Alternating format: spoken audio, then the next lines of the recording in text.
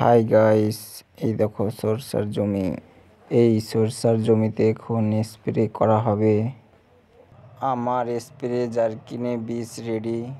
এতে প্রায় 15 লিটার জলে বিষ ঘোলা রয়েছে। ঘাড়ে উঠে আবার চলো আমি ঘাড়ে নিয়ে স্প্রে করা চালু করি। এটা হচ্ছে চার্জার মেশিন। সুইচ দেবে, স্টার্ট করতে হবে। এই দেখো স্টার্ট হয়ে গেছে, আমার স্প্রে দেওয়া চালু।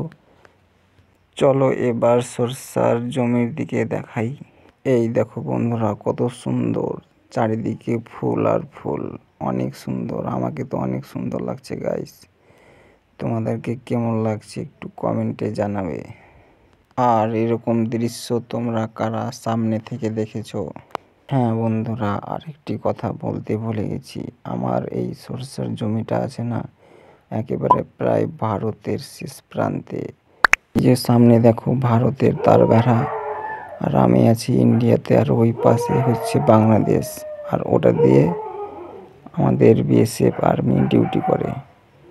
তো বন্ধুরা, তোমরা কারা এরকম সরষার জমিতে এসে ফটো তুলেছো একটু জানাবে।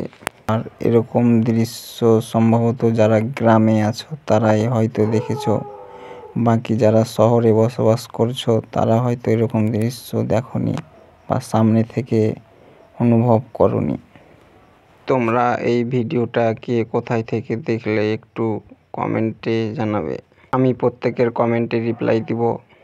আমার বাড়ি হচ্ছে ভারতের ওয়েস্ট বেঙ্গল রাজ্যের মালদা ডিস্ট্রিক্ট, কালিয়াচক 3 নম্বর ব্লকের থানা বৈষ্ণবনগর গ্রাম পঞ্চায়েত, সবদলপুর গ্রামে।